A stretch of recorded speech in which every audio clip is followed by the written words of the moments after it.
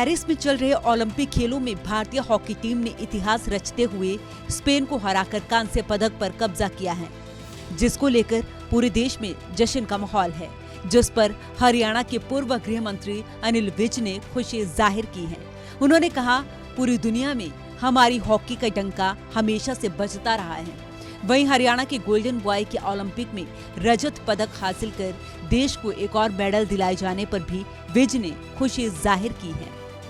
वहीं हरियाणा के golden boy के ओलंपिक में रजत पदक हासिल कर देश को एक और मेडल दिलाए जाने पर भी अनिल विज ने खुशी जाहिर करते हुए कहा, ओलंपिक में अब तक जितने भी पदक आए हैं उनमें ज्यादा मेडल हरियाणा के हैं। उन्होंने कहा कि हरियाणा खेलों की धरती है। नीरज चोपड़ा ने ओलंपिक में सिल्वर मेडल जीतकर हरियाणा का ही नहीं बल्कि देश का नाम भी रोशन किया है।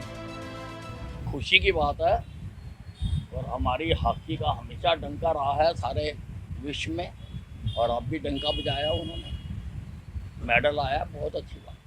देखिए, ओलंपिक में अभी तक जो मेडल आ रहे हैं वो ज़्यादा मेडल जो हैं वो हरियाणा के ही आए हैं। अब तक हरियाणा अपनी पूरी भूमिका अदा कर रहा है। हरियाणा खेलों की धरती है और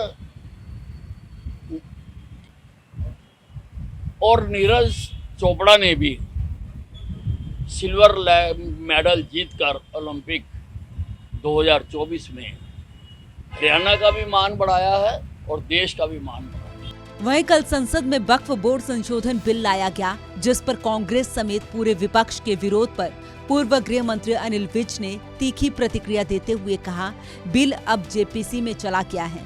कांग्रेस देश को गुमराह करने वाली पार्टी है। प्रजातंत्र की रिवायत के मुताबिक ही लोकसभा से पास होकर ही कानून बनेगा।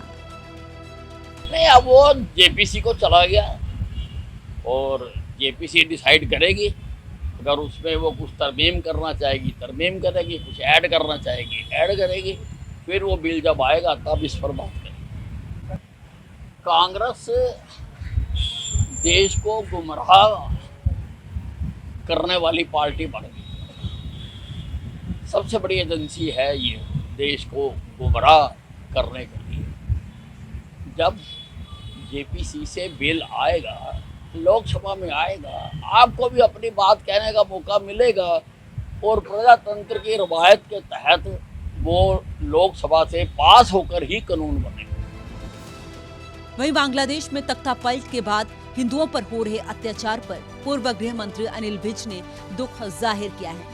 उन्होंने कहा, ये बहुत संगीन मामला है और भारत सरकार इस पर नजर बनाए हुए है। उन्होंने कहा कि बांग्लादेश में हिंदुओं और अल्पसंख्यकों पर जो अत्याचार हो रहे हैं, ये तुरंत रुकना चाहिए और सरकार पूरा दबाव बना रही है। सरकार पूरी तरह से इस पर निगाह बनाए हुए है और ये बहुत संगीन मामला है कि जो बांग्लादेश में जो हिंदू हैं या और अन्य अल्पसंख्यक हैं, उनके ऊपर अत्याचार किए जा रहे हैं। ये तुरंत रुकना चाहिए और सरकार हमारी इसके लिए पूरा दबाव बना रही है। वहाँ पर नई सरकार बन गई है और उम्मीद है कि वो इसको रोकेंगे। सूर्य समाचार के लिए अंबाला से नरेश सैनी की रिपोर्ट।